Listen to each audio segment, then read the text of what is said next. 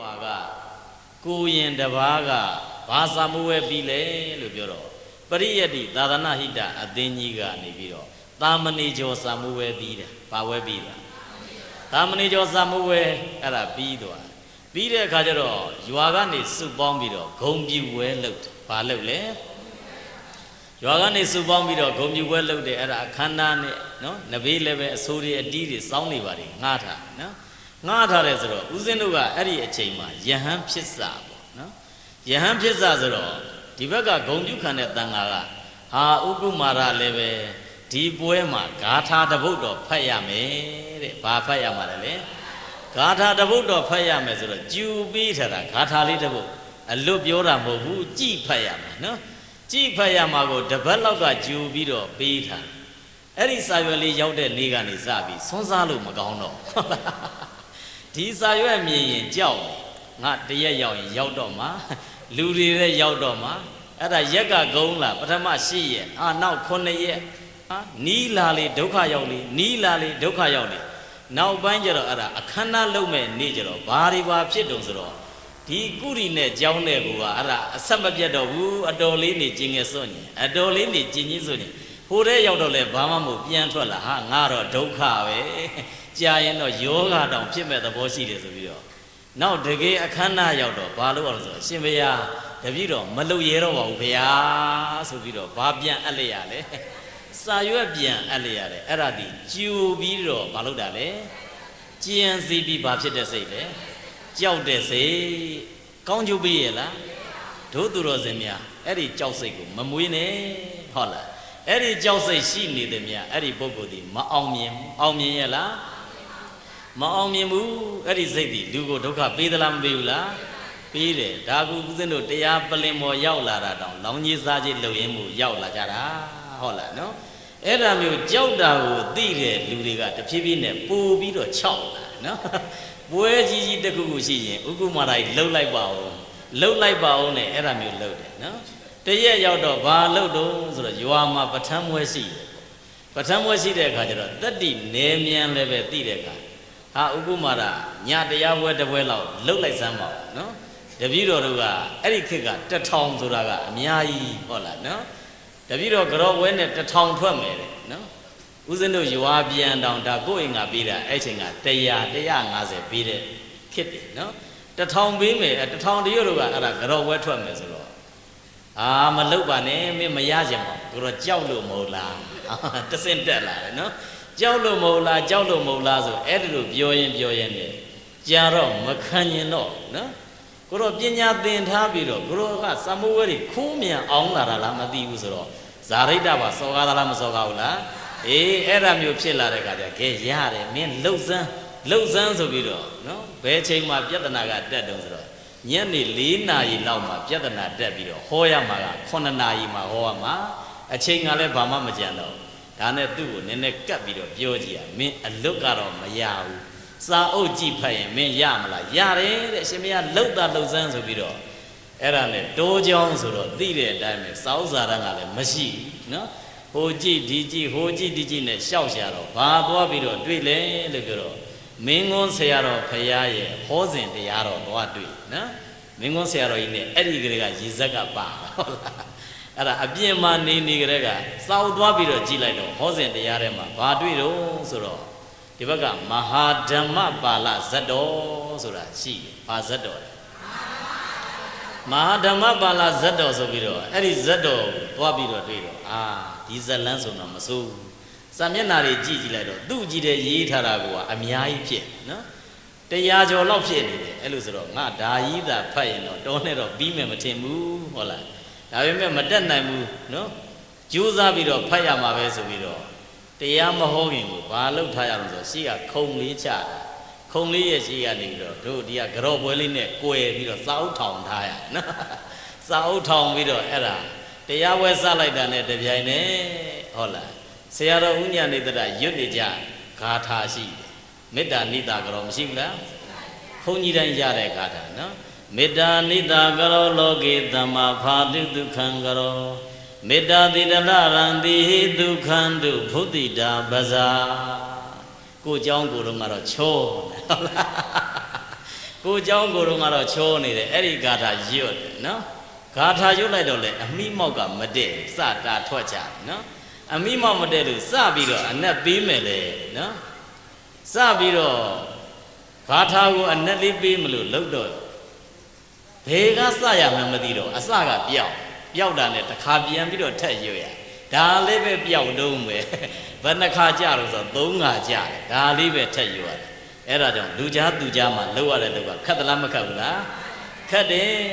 အဲ့ဒါနဲ့သူကဟိုလူကရည်ဒီလူကရည်နဲ့ပဲရှေ့ဆက်ပြီးတော့ကဲတရားစကြဆိုတော့တတိကကောင်းသွားပြီစာအုပ်ထဲရောက်သွားပြီဟုတ်လား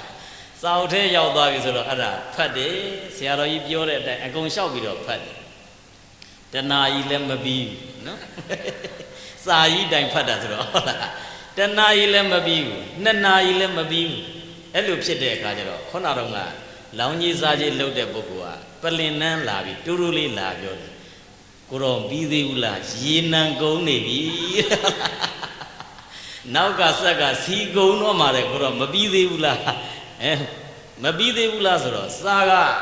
ရှိတဲ့အတိုင်းဖတ်တာဆိုတော့ကြော်ချဖို့လည်းအခက်ဟုတ်လားနော်အဲ့ဒါနဲ့ဟိုမရောက်ဒီမရောက်နဲ့ဣတိသောဘဂဝါဘုံတော်6ပါးသခင်ဘုရားရှင်ကိုတော်မြတ်သည်အဝဇာကရုဏာရှိထားမေတ္တာအဖြင့်ကောင်းစွာမသွေမိတ်ကြတော်မူခဲ့ပါပေတည်းဆိုဘယ်ကနေဘယ်ပြီးတော့မှမသိဘူးအဲ့ဒါကြောင့်တရားပွဲရဲ့အစကလွယ်လားအေးဦးဇင်းတို့ခဏခဏကိုကြုံတာဟုတ်လားနောက်ပိုင်းကျမှတဖြည်းဖြည်းနဲ့မဖြစ်တော့ဘူးဆိုပြီးတော့အဲ့ဒီကြောက်တဲ့ယောဂါကဘယ်အထိပါလာတော့ဆိုတော့သာသနာတက္ကသိုလ်စတက်တော့လေပါလာနော်ဦးဇင်းတို့သာသနာတက္ကသိုလ်ရဲ့ရောက်တော့ဆရာကြီးဦးတန်းဆွေဆိုတာရှိတယ်အင်္ဂလိပ်စာသိပြီးတော့ကောင်းတယ်နော်ဦးဇင်းတို့ကသာသနာတက္ကသိုလ်ရောက်ကြမှာဒါအင်္ဂလိပ်စာကလေ့လာကြတာဆိုတော့လူကြားသူကြားကိုဆိုခိုင်းမှာကိုကြောက်နော်ဆရာကြီးကလည်းပဲအမေရိကန်ကဘွဲရလာတယ်လို့ဆိုတော့အင်္ဂလိပ်စကားအတန်ထွက်ရင်သူကပွားဝါလေးပဲထွက်တယ်နော် Why residing at the Siddhamna monastery the Buddha uttered this verse သူကတော့တွန်းဆိုသွားတာပဲပြီးသွားရင်အဲ့ဒါသူကတပားဖတ်ခိုင်းမှုရတော့လက်ညှိုးကြီးနဲ့ဝဲနေဟုတ်လားနော်ဘဇူလို့အတော်နဲ့မပြောသူ့လက်ညှိုးကဝဲပြီးတော့ဟိုထိုးတယ်လန့်နေတော့လားငါးစီမြန်လာမလားငါးစီမြန်လာမလားသူ့လက်ညှိုးလာရင်ကလူတိုင်းကအဲ့ဒါအကုန်လုံးပုထားရပြီးတော့ခုံနဲ့အဲ့ဒါမျက်နှာနဲ့ပေါ်ယုံလေးပဲထားပြီးတော့ငါမမြင်ပြီးတာပဲငါမမြင်ပြီးတာပဲဆိုအဲ့ဒါမျိုးရှောင်ရတာဟုတ်လားကောင်းကျိုးပေးရလားမပေးဘူးအဲ့ဒါမျိုးဖြစ်တယ်အဲ့ဒါကြောင့်ဒုတော်စင်များကြိုတင်တွေးပြီးတော့ကြောက်တဲ့စိတ်ကတော့ဖြောက်ပြပါဟုတ်လားလူဘဝကိုလည်းနောက်ကျစေတယ်ရန်တော်တစ်ပါးရဲ့ဘဝကိုလည်းနောက်ကျစေတယ်နောက်ကျသလားမကျဘူးလားအဲ့ဒီပြစ်ဒဏ်များသည်ဦးဇင်းတို့ကဘာကြောင့်ပါလာတာလဲလို့ကြည့်လိုက်တော့စာသင်တဲ့စနစ်ကြောင့်ဘာစနစ်ကြောင့်လဲစာသင်တဲ့စနစ်ကြောင့်ပုံမှန်တိုင်းဆိုတော့ရွှေဘူသားဒီလောက်တော့မညံ့ဘူးဟုတ်လားညံ့ရလားရွှေဘူဘက်ကပုံကိုယ်တွေဒီလောက်ကတော့မညံ့ဘူးသူတတ္တိနဲ့သူကတော့ရှိကြတယ်နော်ဒါပေမဲ့ခုသွားပြီးတော့ကြည်ဘာလို့ကြောက်သွားတာတော့ဆိုတော့ဝစ်လာတော့လည်းပဲ9နှစ်သားဝစ်တယ်စာတက်ရတဲ့အခါကျတော့ဘလို့တက်ရလဲလို့ပြောတော့ဒီလိုကြမ်းပြင်မှာအောင့်မှောက်ထားရနော်မှောက်ထားပြီးတော့ဆရာတော်ကနေရှိကနေတမန်တမုဒ္ဒမတုလံသတ္တရမကနုတ္တမံဘိဝရိယဘာသိတ္တံဘိဓမ္မထသင်္ကန်းလို့ဆိုရင်အောက်ကစာသင်သားကနေဆိုရတယ်နည်းနည်းလေးထစ်နေလို့အပေါ်မောကြည့်လိုက်ဘာကြည့်တာလဲပြန်ပြီးတော့ငုံတာနော်ဘာကြည့်တာလဲဆိုငုံထားရတယ်အဲ့ကြတော့အကြောက်ကလွန်သလားမလွန်လားဟုတ်တာလည်းမပြောရတော့ဘူးမဟုတ်တာလည်းမပြောရတော့ဘူးအဲ့ဒီယောဂရှိကြောင့်မို့ဦးဇင်းတို့ကကံတော်ကြီးဆောင်မှာတကယ်လို့များစာသင်နိုင်ဖွင့်အောက်မှောက်ပြီးတော့စာသင်ရတဲ့စနစ်မို့ဦးဇင်းတို့ကဘာနဲ့လုပ်လဲခုံနဲ့ထိုင်ခိုင်းနော်တပားချင်းကိုမြင်နေအောင်တပားနဲ့ပါပြုတ်ပြဲနေအောင်လို့မြင်ရအောင်လုပ်မဲ့စနစ်အဲ့ဒါမှသာသနာတော်ဒီပြောင်းသွားလိမ့်မယ်ဟုတ်လားအဲ့ဒါကြောင့်စာသင်တဲ့စနစ်လွဲလာရင်လည်းအဲ့ဒီယောဂရှိသလားမရှိဘူးလားအေးအဲ့ဒါစိတ်ယောဂထဲမှာကြိုတင်ကြံစီပြီးတော့ကြောက်တဲ့စိတ်တဲ့ဗါတယ်လေကဲပြောကြည့်အောင်ဘယ်နှမျိုးရကဲပြောကြည့်အောင်ဗါတယ်လေ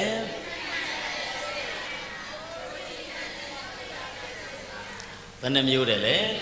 အေး2မျိုးရှိသွားနောက်တစ်ခုကအကျိုးနည်းတဲ့အရာတွေမှာစွဲလန်းတဲ့စိတ်တဲ့ဘာစိတ်တယ်လဲအကျိုးနည်းတဲ့အရာတွေမှာစွဲလန်းတဲ့စိတ်ပြောကြည့်ပါအကျိုးနည်းတဲ့အရာတွေမှာစွဲလန်းတဲ့စိတ် အကျိုးနည်းတဲ့အရာတွေမှာဆွဲလန်းနေဆိုတာဥပမာအဖြစ်ကြည့်ရင်တို့သူတော်စင်များအခုလမ်းမှာနော်လုပ်ငန်းလုပ်ကြတဲ့ပုဂ္ဂိုလ်တွေအများကြီးတွေ့လိမ့်မယ်ချို့ကူလီထမ်းကြတဲ့ပုဂ္ဂိုလ်များချို့ကားမောင်းကြတဲ့ပုဂ္ဂိုလ်များချို့ကဟိုဆိုင်ကယ်ကယ်ရီလိုက်ကြတဲ့ပုဂ္ဂိုလ်များတချို့သွားပြီးတော့ကျင်၄ဘိန်းတို့၃ဘိန်းတို့မရှိဘူးလားအဲ့ဒါမျိုးပုဂ္ဂိုလ်တွေလည်းတော်တော်များများရှိတယ်သူတို့ကိုဦးဇင်းတို့ကအမြင်များလို့ပြောပြတယ်နော်သူတို့ကြည်တဲ့ကတော့မဟုတ်ဘူးအဲ့ဒီပုဂ္ဂိုလ်များကိုသွားပြီးတော့ကျင်ဘယ်ကိုသွားဆွဲနေတယ်လဲလို့ပြောလို့ရှိရင်ဦးဇင်းတို့ခဏခဏကြုံမှုတယ်ပေါ့နော်အရှင်ဘုရားဒီကြားပွဲလေးမပြီးသေးလို့ခဏစောင့်ပါအောင်ဗျာဟုတ်လားနော်ကြားထိုးနေလို့ဒီဘက်ကငှားတဲ့ပုဂ္ဂိုလ်ကဘာလုပ်နေရ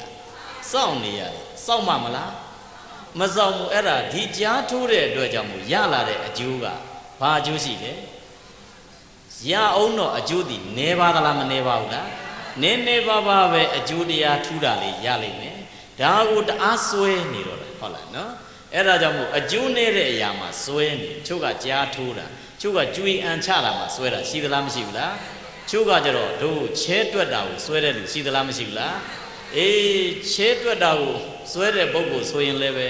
သိပ်ပြီးတော့စွဲလန်းသွားတာလင်းလာလည်းပဲဒီအာယုံပဲဟုတ်လားနော်နောက်နေ့မိုးချုပ်သွားလည်းပဲဒီအာယုံပဲဘာအကွက်အပိုင်ရလဲဘာဘလို့အပိုင်ရလဲဒါပဲခေါင်းထဲမှာရှိတယ်နော်ဦးဇင်းတို့ဟိုးနေဘက်မှာဆရာတော်ကြီးတစ်ပါးရှိတယ်သက်တော်80လောက်တောင်ရှိပြီနော်ဘယ်လောက်ရှိ80လောက်တောင်ရှိပြီဆရာတော်ကြီးကလည်းပဲအဲ့ဒီ80ကိုက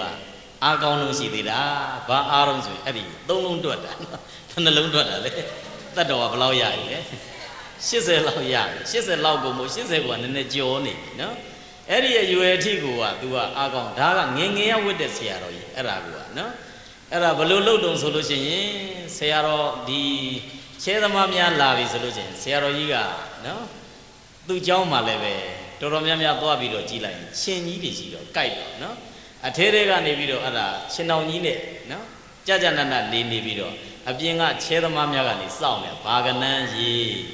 ဘာကနန်းရေးဆိုပြီးတော့အဲ့ဒီဟာကြီးတဲ့ပဲဆရာတော်ကလည်းဝါဒနာပါတယ်နော်ဝါဒနာပါသွားဆိုကိုဘဝနဲ့ပြန်တွက်ကြည့်ဟိုဘက်မှာနေရမယ့်အနေထားနဲ့ဒီဘက်မှာကိုကြံတဲ့ဟာနဲ့နော်ကုန်ခဲ့တဲ့အချိန်နဲ့ဘယ်ဟာပိုများသွားကုန်ခဲ့တဲ့အချိန်တွေပိုများသွားပြီဟိုဘက်မှာနေဖို့ရနေသလားမနေဘူးလားဒါပေမဲ့သွားပြောလို့ရရလား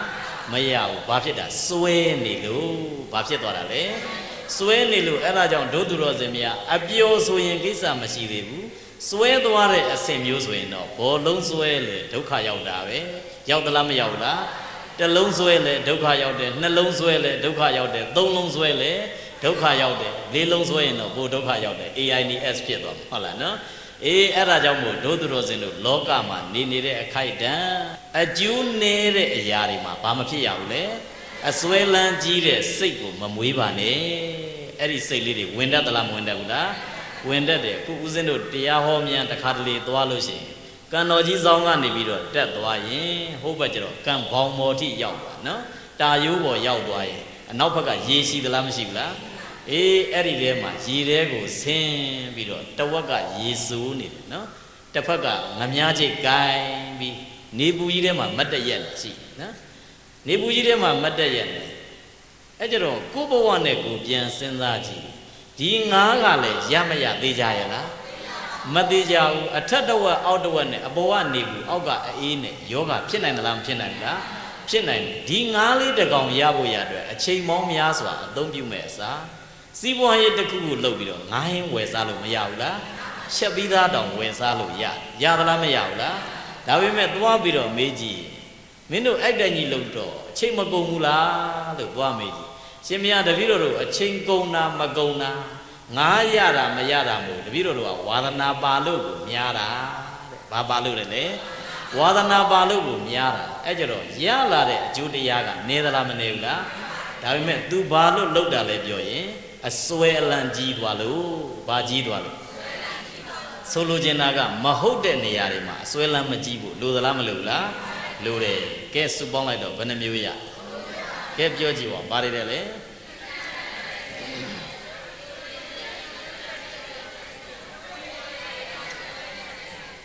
ဘယ်နှမျိုးရဘယ်နှမျိုးတယ်လဲ နောက်တစ်ခုကကြတော့ဘာလဲပြောလို့ရှိရင်လွန်လွန်ကဲကဲတွေးတဲ့စိတ်တဲ့ဘာစိတ်တယ်လဲလွန်လွန်ကဲကဲတွေးတဲ့စိတ်ပြောကြည့်ပါဦးဘာလဲလဲ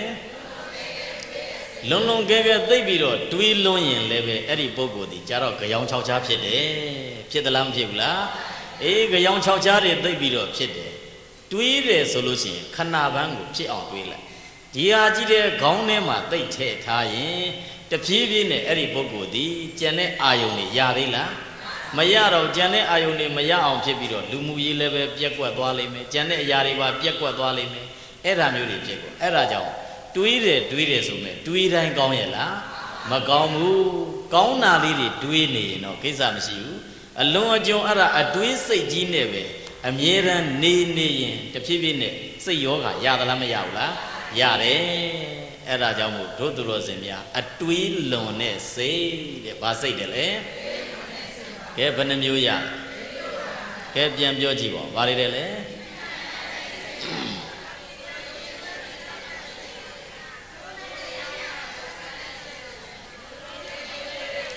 လွန်လွန်ကဲကဲတွေးတဲ့စိတ်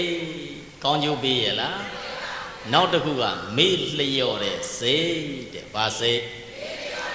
မေ့လျော့တဲ့စိတ်တဲ့တချို့ကတတိသိပ်ပြီးတော့မေ့တာရှိသလားမရှိဘူးလား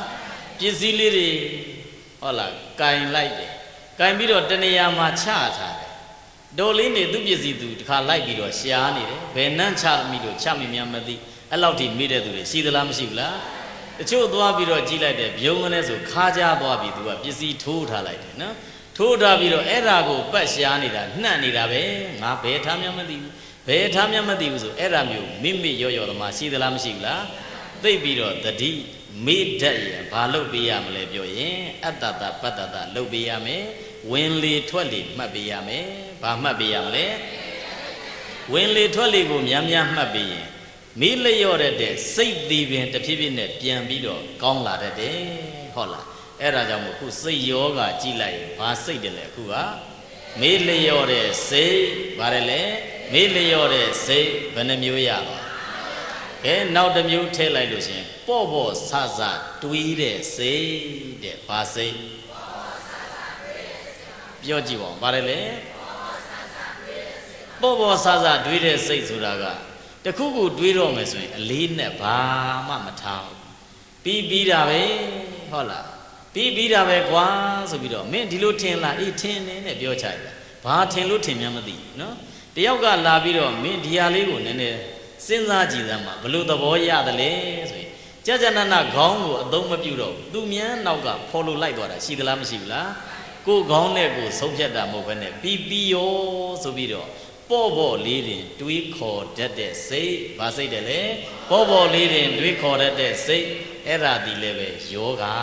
ဟုတ်လားနော်ဘာယောဂလဲစိတ်ယောဂဘာယောဂလဲကဲအားလုံးပေါင်းလိုက်တော့ဘယ်နှမျိုးရကဲပြောကြည့်ပါ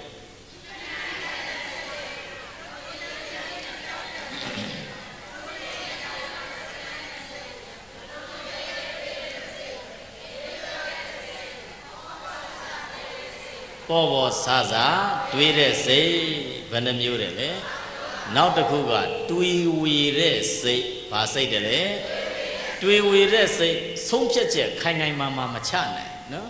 လုပ်ငန်းတစ်ခုလုပ်တော့မယ်ဆိုရင်လုပ်ရကောင်းမလားမလုပ်ရကောင်းမလားဒီတိုင်းလုပ်လိုက်ရမလားမလုပ်လိုက်ရဘူးလားဆိုပြီးတော့ဆုံးဖြတ်ချက်ကခိုင်ခိုင်မာမာမချနိုင်အောင်မြင်မှုနည်းတယ်မလုံနိုင်ရင်မလုံနိုင်ဘူးလို့တိတိကျကျဆုံးဖြတ်ဖို့လိုသလားမလိုဘူးလားလိုတယ်လုံနိုင်ရင်လည်းလုံနိုင်တယ်လို့တိတိကျကျဆုံးဖြတ်ဖို့လိုသလားမလိုဘူးလားအဲ့ဒါမှတကယ်အောင်မြင်တာဟုတ်လားနော်အောင်မြင်တာဆိုခုသာသနာ့ဘောင်ရောက်ကြတယ်ဆိုရင်လည်းဆုံးဖြတ်ထားဖို့လိုသလားမလိုဘူးလားလိုတယ်သာသနာ့ဘောင်ရောက်လာတဲ့အဲ့ဒီပုဂ္ဂိုလ်ဒီငါသာသနာ့ဘောင်ရောက်တယ်ဘာလုံးမှလဲဆိုတဲ့ဆုံးဖြတ်ချက်ရှိဖို့လိုသလားမလိုဘူးလားကဲပထမစာသင်မယ်ပြီးသွားရင်ဘွဲရမယ်ရပြီးသွားရင်စာပြန်ချမယ်ရပြီးသွားရင်တရားဟောမယ်ရပြီးသွားရင်ငါစာရေးမယ်ကျွတ်တင်ဆုံးဖြတ်ဖို့လိုသလားမလိုဘူးလားဟိုမရောက်ဒီမရောက်ဆိုရင်ပြဿနာတက်မယ်မနေ့ကဦးဇင်းတို့ပခုတ်ကူသွားတရားဟောတယ်နော်ကြော်မကောင်းကြားမကောင်းဖြစ်ရတယ်နော်ကြော်မကောင်းကြားမကောင်းတဲ့ရင်တကူဘာဖြစ်လဲလို့ပြောတော့ ဥစဉ်တို့ကတရားဟောတဲ့နန်းနဲ့ကတ်နေတဲ့ကျောင်းတိုက်ကဥစဉ်တစ်ပါးကကျိုးစချသေးသွားတယ်နော်ဘာဖြစ်သေးသွားကျိုးစချသေးသွားတယ်နော်အဲ့ကြတော့ယဟန်ဘဝလည်းရောက်နေတာဖြစ်တယ်ကျိုးစချသေးတယ်ဆိုတော့ဆုံးဖြတ်ချက်ကညံ့လားမညံ့ဘူးလားညံ့နေအပြစ်ပြောတာတော့မဟုတ်ပါဘူးသေသွားမှရှင်မြတ်အပြစ်တွေပြောတာလို့မအောင်မေ့နဲ့နော်တို့သူတော်စင်များဘဝတစ်ခုမှာရင်ဆိုင်ရပြီဆိုရင်သေဖို့ရာကိုတော့အရင်မစင်စားနဲ့နော်သေဖို့ရာကိုစဉ်းစားလိုက်ရင်ကြံတဲ့အကြံကောင်းညံကောင်းတွေဝင်သေးလားမဝင်တော့ဘူးငါသေပြစ်တာကောင်းတယ်သေရင်ငါရှင်းသွားလိမ့်ဒီပြဿနာတွေကပြီးသွားလိမ့်မယ်ဆိုသေသွားပူဆိုးတယ်ဆိုသလားမဆိုးလားနံပါတ်1သူ့ရဲ့မိဘများအတိုင်းဝိုင်းများပူဆွေးရတာမန်သေသွားရင်တော့ကိစ္စမရှိဘူးကိုကကိုယ့်ကာယသေတဲ့အခါကျတော့နောက်နာမည်ပါကြီးပြီးကြမ်းနေကြတယ်ဘဇုသားတယ်ဘဇုသားတယ်အဲ့ဒါဒီလိုလုပ်သေသွားတာတယ်အဲ့ဒါဥစဉ်တို့လိုက်ပြီးနည်းနည်းချင်းချင်းစုံစမ်းကြည့်တာတော့ဘာဖြစ်ချင်အောင်ဆိုလူထွက်ချင်တာတဲ့ဘာထွက်ချင်တာလဲလူထွက်ချင်တာလေးမြန်သူကသူဝယ်ပြီးထွက်ကြသွားရတာပဲဟုတ်လားနော်ဒါကိုပဲဘဝတစ်ခုကိုအတိခံတဲ့အုံနောက်ကတော့နေသလားမနေဘူးလားနေတယ်ဟုတ်လားနော်အဲ့ဒါကြောင့်မို့ဒုသူတော်စင်များကိုယ့်ကိုစဉ်းစားရင်လည်းပဲသေမယ်ဆိုတဲ့ဟာကိုတော့နောက်ဆုံးမှစဉ်းစားပါစတာထွက်ကြမှာသေမယ်ကြီးတဲ့စဉ်းစားနေအကြံကောင်းညံကောင်းရသေးလားအေးအဲ့ဒါကိုကောင်းကောင်းတွေ့လူဘဝဆိုတာရခဲ့များဟုတ်လားအဲ့ဒါမျိုးတာမန်သေသွားလိုက်လို့ရှိရင်ဘဝနာသလားမနာဘူးနာတယ်ဒီအမျိုးသေသွားတာဒီသေကန်ဒီမှာထင်တဲ့အာယုန်တွေဒုသူတော်စင်တို့စဉ်းစားကြည့်ကြောက်ကြောက်လန့်လန့်နဲ့ကောင်းရမွန်ရထင်နိုင်ရဲ့လားကောင်းရမွန်ရအာယုန်တွေမထင်နိုင်ဘူးအဲ့ဒီပြဿနာမျိုးသေမယ်ဆိုတဲ့စိတ်ဓာတ်ကတော့တစ်သလုံးမမွေးနဲ့ဟုတ်လားနော်မဖြစ်မနေမို့တို့ဒီဘဝမှာနေရင်းနဲ့သေတာကတော့သေကိုသေရဒါပေမဲ့အဲ့ဒါမျိုးကိုဆွေးဆိုင်လုပ်ပြီးတော့သေတဲ့အစဉ်မျိုးကတော့သေသိရဲ့လားမသေသင့်ဘူးဥစဉ်တို့အဲ့ဒါမျိုးလေးတွေတွေ့တာတော်တော်များပေါ့ဥစဉ်တို့ရွာမှာလည်းပဲဒီတိုင်းပဲသေတယ်နော်ရွာမှာတက္ကမတယောက်သေတာကြတော့ဘယ်လိုဖြစ်တယ်လဲလို့ပြောတော့နော်သူအိမ်တိမ်ငါပေါ့နော်သမီးမိန်းကလေးကလည်းပဲ2ယောက်3ယောက်ရှိတယ်ယောက်ျားလေးမရှိတဲ့အခါကျတော့အိမ်မှာဘာခေါ်ထားတော့ဆိုတော့ဥစဉ်တို့ရွာတွေမှာတော့လူ9ခေါ်ရတယ်ဘာခေါ်ရလဲလူ9ခေါ်ရတယ်သမီးဖြစ်တဲ့ပုဂ္ဂိုလ်ကဘယ်သူနဲ့သွားဖြစ်လဲ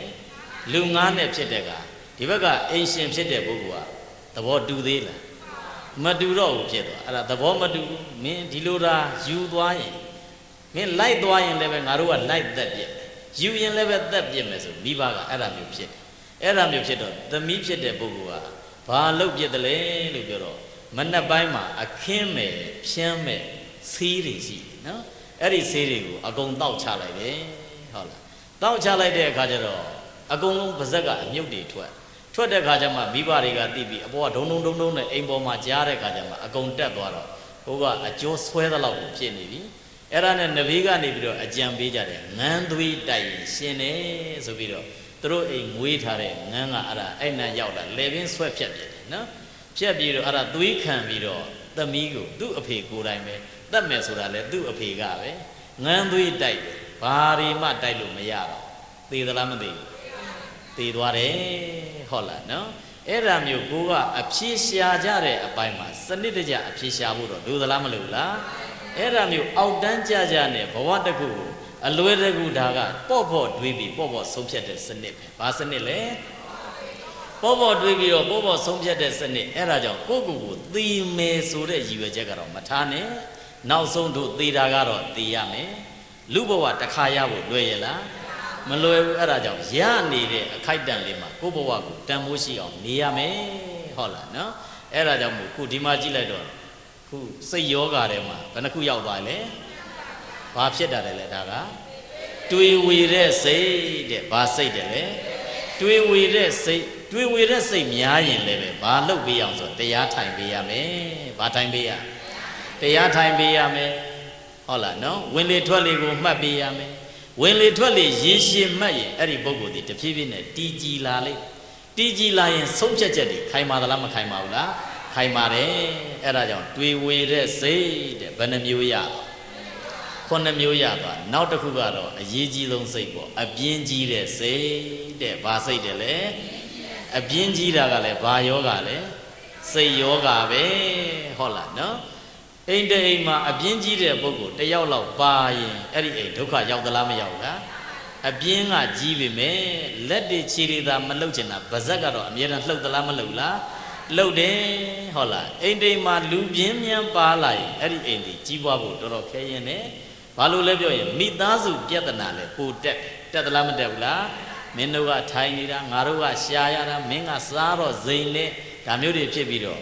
မင်းတို့ကငါအလုံးလက်မဲ့ဖြစ်ရင်ဒီစကားကတော်တော်သုံးတာပဲမင်းတို့ကငါ့ကိုမကြည်လို့လားဘာလို့လားဖြစ်ပြီးတော့စကားများနေရတာနဲ့ရှေ့ကြီးဟုတ်လားရောက်သေးလားမရောက်တော့ဘူးအဲ့ဒါကြောင့်အိမ်မှာပြင်းတတ်တဲ့သာသမီများမပါအောင်ငယ်စဉ်ကနေစပြီးတော့သိအလိုလိုက်လို့မရဘူးရရဲ့လားသာသမီကိုချစ်တော့ချစ်ရမယ်ဒါပေမဲ့ကိုကနှစ်ပြစ်တယ်လို့မဖြစ်စေရဘူးချုပ်ကပညာသင်လဲပဲသိပြီးတော့အလိုလိုက်လွန်းနေ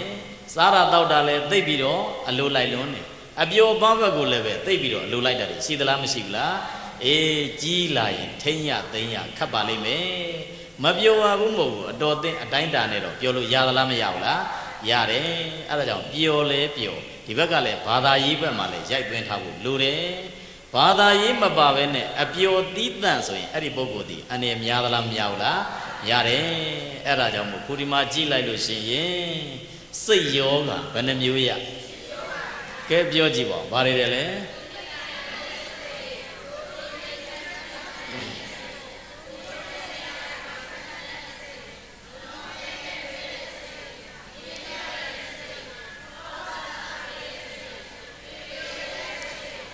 အပြင်းကြီးတဲ့စိတ်တဲ့ဘယ်နှမျိုးရကဲအဲ့ဒီထဲမှာဒုသူတော်စင်များဘယ်နှမျိုးလောက်ညှိနေတာရှိလဲမညှိရင်တော့အကောင်းပဲဟုတ်လားနော်တကယ်လို့ညှိနေရင်တော့ကိုပြန်ပြီးစဉ်းစားတရားရတယ်ဆိုတာတခါတည်းရအောင်နားလို့ရသလားမရဘူးလားရတယ်တခါတည်းရအောင်နားခြင်းရတယ်ဟုတ်လားနားခြင်းရတယ်ခုသိမခံတတ်တဲ့စိတ်ဆိုငကိုကရှိရင်နောက်တော့ငါသိခံပါဟုတ်လားနော်ပေါ့လေးတွေးတတ်တဲ့စိတ်ကိုမှဝင်နေရင်နောင်တော့ပေါ့တွေးလို့မဖြစ်ဘူးတခါတည်းပြင်လို့ရသလားမရဘူးလားလူလောက်ပြင်လို့လွယ်တဲ့တရားဝါမရှိဘူးကြံတဲ့တရားဝါတွေကခတ်သလားမခတ်ဘူးလားကြံတဲ့တရားဝါတွေကခတ်တယ်လူမာကခေါင်းအားအုံနောက်အားအိုင်ကျူအားမြင်သလားမမြင်ဘူးလားမြင်တဲ့အတွက်ကြောင့်မို့ပြောရင်ပြောတယ်လို့သိသလားမသိဘူးလားသိတယ်ဒါပေမဲ့ကျင့်တာမကျင့်တာကြတော့သူ personality ဖြစ်သွားပုဂ္ဂိုလ်ရဲ့ individual ပေါ်မှာသွားပြီးတော့မူတည်တယ်ကိုယ့်ရဲ့စိတ်ကခပ်ပြော့သမားဆိုရင်တော့ဘလောက်ပဲနောက်ကငြိမ်ပဲဟုတ်လားအဲ့ဒါကြောင့်ကိုယ်တိုင်ပြုတ်လွယ်ပြောင်းလွယ်ပြင်လွယ်တဲ့ပုဂ္ဂိုလ်ဖြစ်ဖို့လိုသလားမလိုဘူးလားအေးအဲ့ဒါလူတွေရဲ့စိတ်ထဲမှာဖြစ်တတ်တဲ့ဘာယောဂတယ်လဲဘယ်နှမျိုးတယ်လဲ10မျိုးရှိတယ်တဲ့ဟုတ်လားနော်နောက်တစ်ခုကြည့်လိုက်ပါဘာလဲစိတ်ယောဂပြောင်းနီး10မျိုးဘာ10မျိုးတယ်လဲစိတ်ယောဂပြောင်းနီးကလည်းပဲ10မျိုးရှိတယ်တဲ့အဲ့ဒါစိတ်ယောဂပြောင်းနီး10မျိုးကြတော့ဘာတွေလဲပြောရင်နံပါတ်1ကယောဂပျောက်ခြင်းတဲ့စိတ်ရှိရမယ်တဲ့ဘာရှိရပြောကြည့်ပါဘာလဲယောဂပျောက်ခြင်းတဲ့စိတ်ရှိရလိုသလားမလိုလားအခြေခံကမှပျောက်ခြင်းတဲ့စိတ်မရှိရင်ဘာယောဂမှမပျောက်ဘူးပျောက်ရဲ့လားအခုတို့ဘာသာရေးဘက်ကကြည့်ရင်လောဘဒေါသမောဟယောဂတွေရှိသလားမရှိဘူးလားရှိတယ်အဲ့ဒီစိတ်ဓာတ်တွေကိုကိုကပယ်ခြင်းတဲ့စိတ်ပျောက်ခြင်းတဲ့စိတ်လေးအခြေခံရှိဖို့လိုသလားမလိုဘူးလားလိုတယ်အဲ့ဒါကြောင့်မို့နံပါတ်1ကဘာလဲယောဂပျောက်ခြင်းတဲ့စိတ်ရှိရမယ်တဲ့ပြောကြည့်ပါဦးဘာလဲယောဂပျောက်ခြင်းတဲ့စိတ်ရှိရမယ်တဲ့နောက်တစ်ခုကကြတော့ဘာလဲလို့ပြောရင်ဘာယောဂဆိုတာသိရမယ်တဲ့ပြောကြည့်ပါဘာယောဂဆိုတာသိရမယ်ဘာယောဂဆိုတာသိရမယ်ဆိုတော့ကိုယ့်ရဲ့စိတ်ထဲမှာဝင်နေတဲ့ယောဂကိုဘယ်သူအသိဆုံးလဲကိုယ်သာအသိဆုံးလူတယောက်ဇယိုက်6မျိုးလုံးတောင်းကျမ်းနေတာတော့မဟုတ်ဘူးချို့ကလောဘဇယိုက်ချို့ရာဂဇယိုက်ဒေါသဇယိုက်တွေရှိသလားမရှိဘူးလားဘာဇယိုက်အားကြီးနေတယ်လဲဆိုတာကိုဆုံးမလို့ကိုပြန်အကဲခတ်လို့ရသလားမရဘူးလားရတယ်အဲ့ဒါကြောင့်မို့တို့သူတော်စင်များ စိတ်တက်လေးတစ်ခုကိုပြောင်းလဲခြင်းနဲ့ဆိုလို့ရှိရင်နံပါတ်1ကပြောင်းလဲခြင်းနဲ့စိတ်လေးရှိနေရမယ်ဟုတ်လားပျောက်ခြင်းနဲ့စိတ်လေးရှိနေရမယ်နံပါတ်2ကဘာရှိရမလဲဘာယောဂဆိုတာသိရမယ်ဒါဟာလောဘယောဂလားဒေါသယောဂလားမောဟယောဂလားမာမနာကြီးတဲ့ယောဂလားကိုသိသလားမသိဘူးလားသိရမယ်အဲ့ဒါသိထားရမယ်တဲ့ဘယ်နှမျိုးရကဲပြောကြည့်ပါ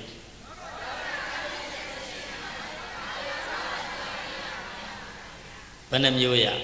2မျိုးရတော့နောက်တစ်မျိုးကဘာလဲပြောရင်ယောဂဖြစ်ခြင်းရဲ့အကြောင်းကိုသိရမယ်တဲ့ဘာလဲလဲ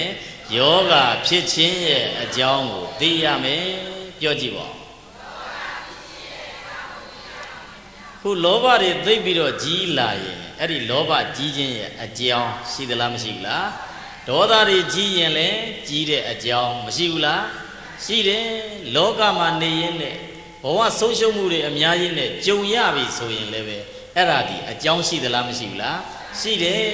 အဲ့ဒါကြောင့်မို့ကိုယ်စိတ်လေးကိုကိုပြန်ပြီးတော့အကဲခတ်နော်လောဘတွေသိပြီးတော့ကြီးရင်နာမည်တက်လိုက်ငါလောဘသိကြီးနေတယ်ငါစိတ်လောဘကြီးနေတယ်အဲ့လိုဆိုတော့နောက်ထပ်ဆက်ပြီးတော့စဉ်းစားအဲ့ဒီလောဘကြီးတဲ့စိတ်ဘာကိုအကြောင်းခံပြီးတော့ဖြစ်နေတာလဲလို့စဉ်းစားဖို့လိုသလားမလိုဘူးလားလိုတယ်ကဲဘယ်နှမျိုးရကဲပြောကြည့်ပါ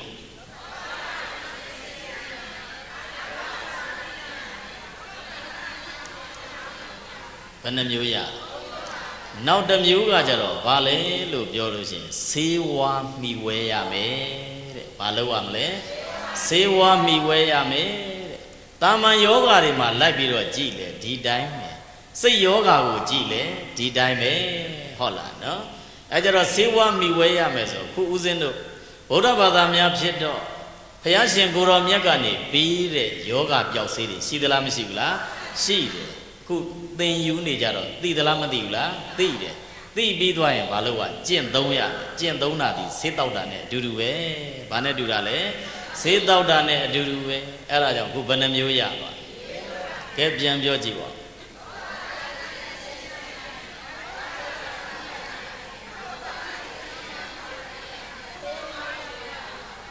ဘယ်နှမျိုးတယ်လဲ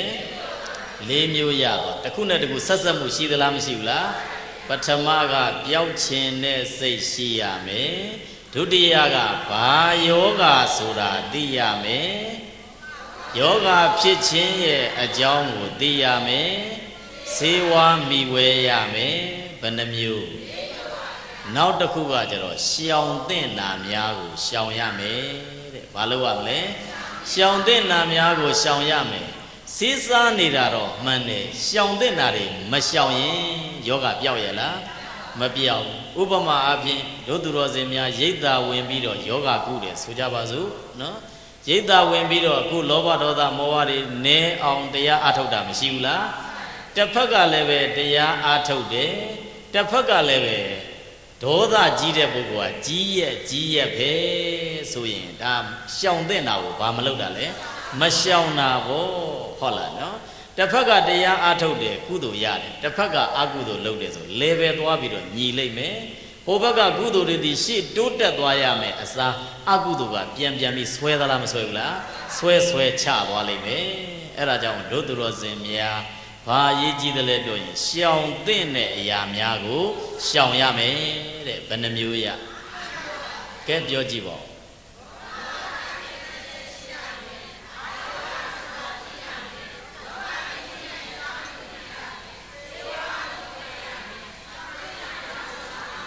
ရှောင်တဲ့နာကိုရှောင်ရမယ်တဲ့နောက်နံပါတ်ဘယ်လောက်ရောက်သွားလဲ6ကြတော့ဆောင်တဲ့နာကိုဆောင်ရမယ်တဲ့ဘာလို့ရမလဲဆောင်တဲ့နာကိုဆောင်ထားရမယ်တဲ့လောဘတွေငြိမ်းကျင်လို့ရှိရင်ငြိမ်းခြင်းရဲ့အကြောင်းတရားတွေဆောင်ထားလို့မရဘူးလားရတယ်ဒေါသတွေငြိမ်းကျင်ရင်ဒေါသငြိမ်းချောင်းမေတ္တာတရားတွေဆောင်ထားလို့မရဘူးလားရတယ်အဲ့ဒါဆောင်တဲ့အရာများကိုဘာလို့ရမလဲဆောင်းထားရမယ်တဲ့အဲ့ဒါမျိုးဆောင်းမထားဘူးပဲလို့ဆိုရင်ဒီယောဂပျောက်ရလား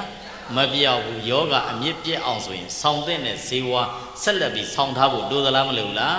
ရှောင်တဲ့နာကိုဘာလုပ်ရမလဲရှောင်ရမယ်တို့ဆေးကန်းဆေးယုံသွားရင်လေဒီတိုင်းညွှန်းသလားမညွှန်းဘူးလားတ ဒီလုပ်ငန်းစဉ်တွေဆရာတယောက်လုပ်တဲ့လုပ်ငန်းတွေအကုန်ပဲစေကန်းသွားရင်ဘာစပြီးတော့ယောဂပျောက်ခြင်းလို့သွားတာဟုတ်သလားမဟုတ်လား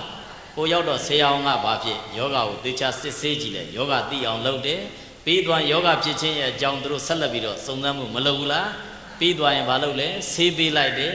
အေးဆေးပေးပြီးသွားရင်မင်းဒီဟာတော့ရှောင်ရမယ်ဒီဟာကိုတော့စားရမယ်ပြောလိုက်တာမရှိဘူးလားဗုဒ္ဓဓမ္မတည်လေအတူတူပဲဆေးယုံဆေးကံဆေးကုတာနဲ့တူသလားမတူဘူးလားကဲအဲ့ဒါစုပေါင်းဘယ်နှမျိုးရကဲတစ်ခေါက်တော့ပြောကြည့်ပါ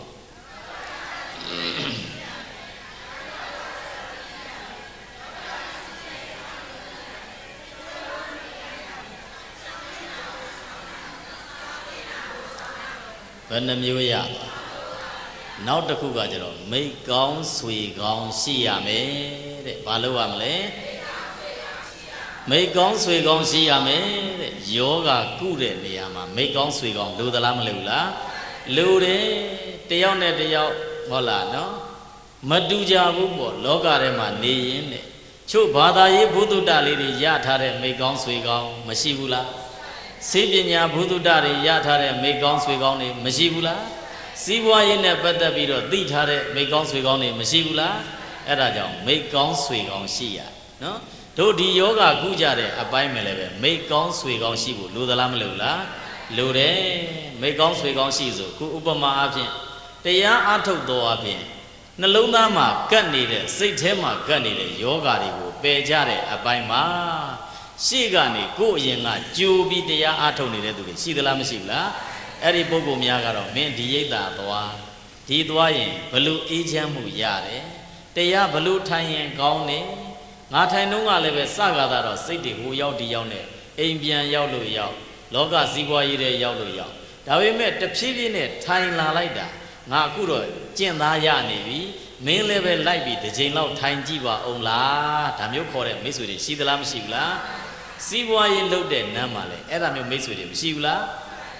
သူတို့ကရှိကစီးပွားရေးလုပ်ကြည့်တယ်အဆင်ပြေတယ်ဆိုရင်တငယ်ချင်းမင်းလိုက်မလားနောက်ခေါက်တို့အဲ့ဒီမှာသွားမယ်ဒါမျိုးသမားတွေမရှိဘူးလားအေးအဲ့ဒါကြောင့်မို့စိတ်ယောဂကုတဲ့အပိုင်းမှာလည်းပဲဘာလို့လဲမိတ်ကောင်းဆွေကောင်းလို့တယ်တဲ့ဘာလို့လဲကဲနောက်ဆုံးတစ်ခုကတော့ဘာလို့ရမလဲပြောရင်ကြိုးစားအားထုတ်ရပါမယ်တဲ့ဘာလို့ရမလဲဒီတိုင်းကြီးထိုင်နေလို့ယောဂပြောက်ရလားမပြောက်ဘူးဘာလို့ရမလဲကြိုးစားအားထုတ်ရမယ်အမြဲတမ်းလုံလဝရိယထားပြီးတော့ကြိုးစားအားထုတ်ဖို့လိုသလားမလိုဘူးလားလိုတယ်အဲ့ဒါပေါင်းလိုက်တော့ဘယ်နှမျိုးရကဲပြောကြည့်ပါ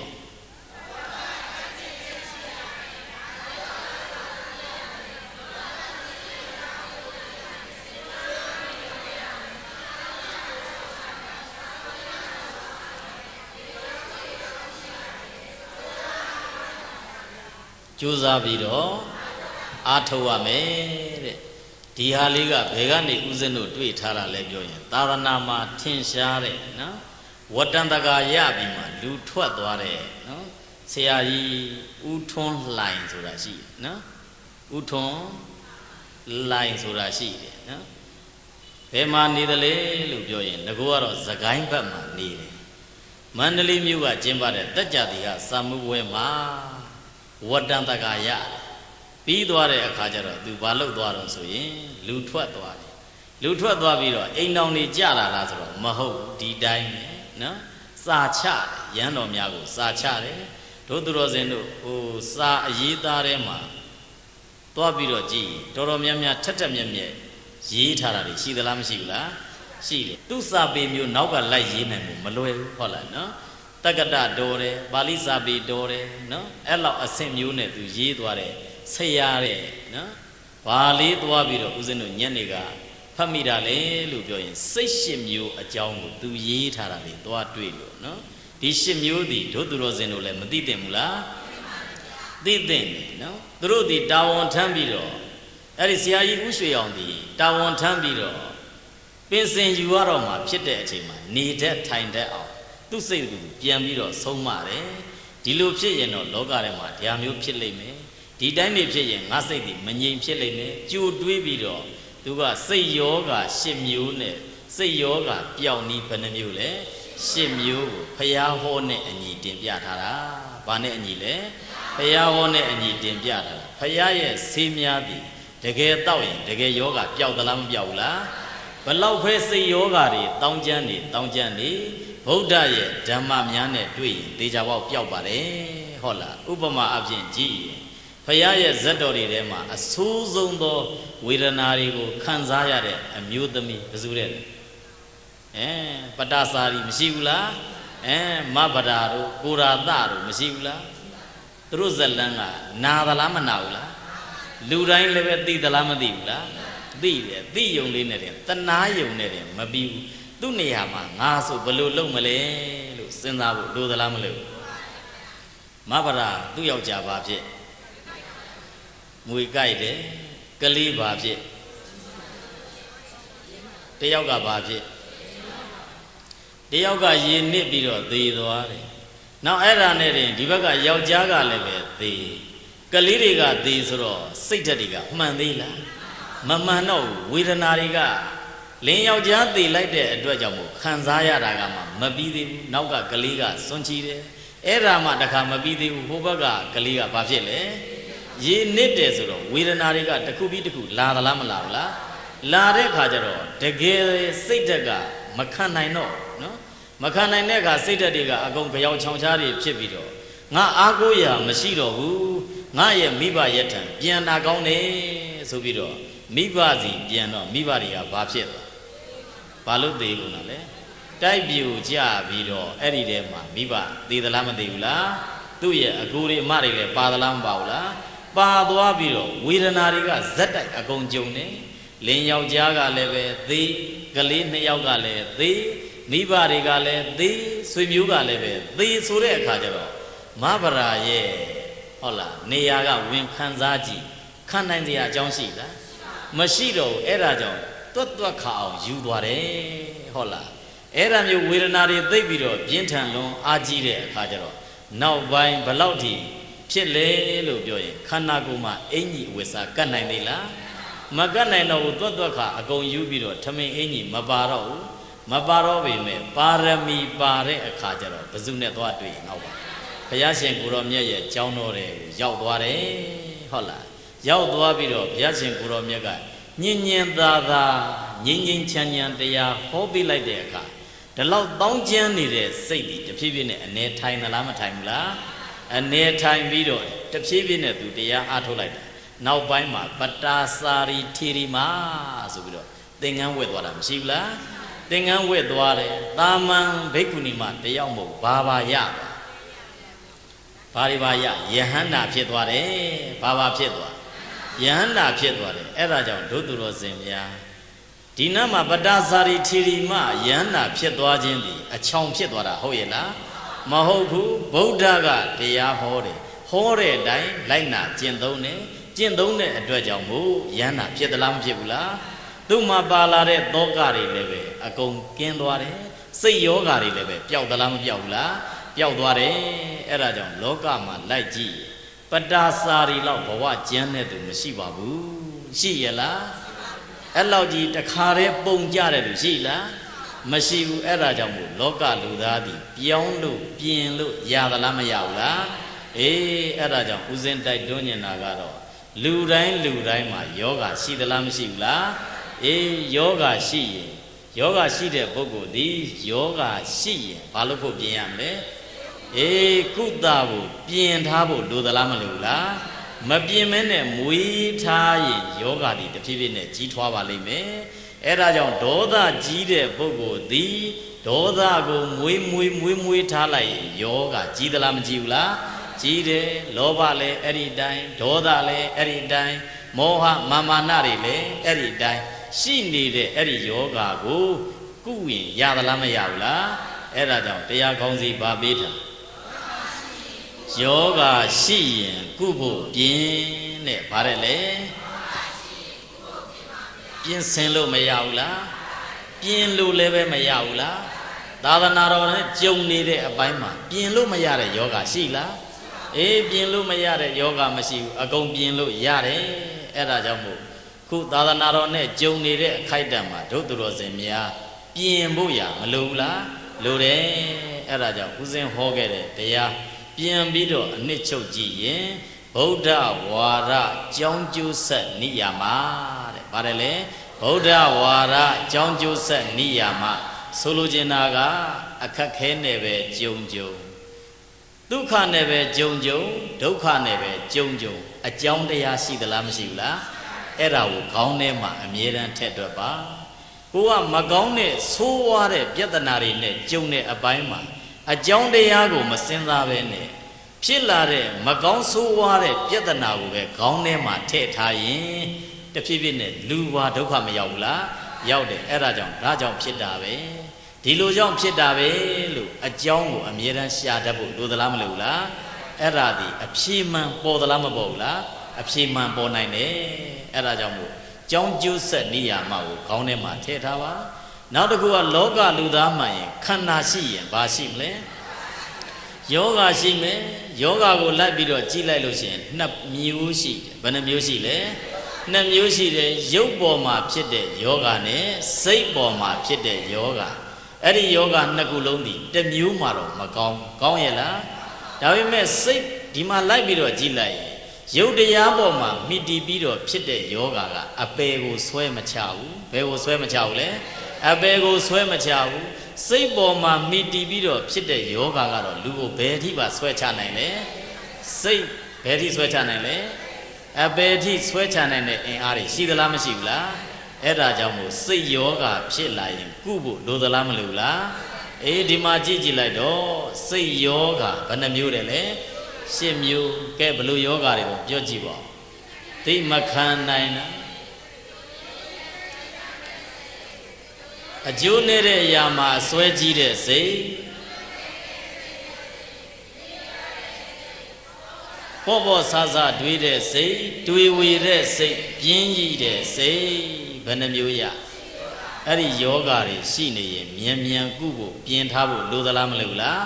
အေးလိုတယ်ပြင်းခဲ့တဲ့နဲ့ဆက်မကုရင်ယောဂတွေနောက်ထပ်လိုက်သလားမလိုက်ဘူးလား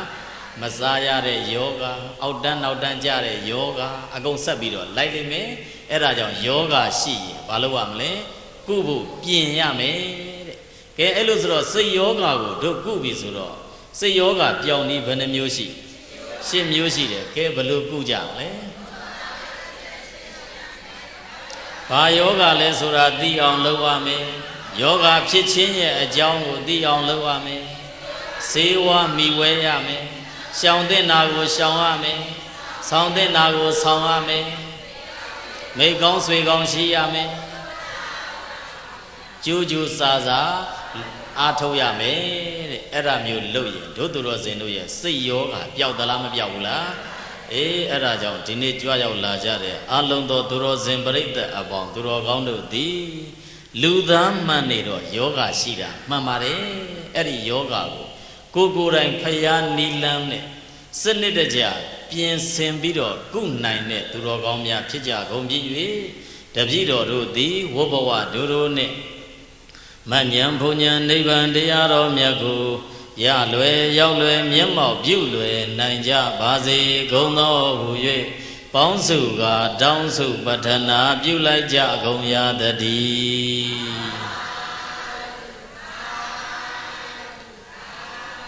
ကဲဥစဉ်ကတစ်ခေါက်ဆိုပေးမယ်တို့သူတော်စင်များက3ခေါက်စီဆိုရမယ်ဗုဒ္ဓသာသနာနေရောင်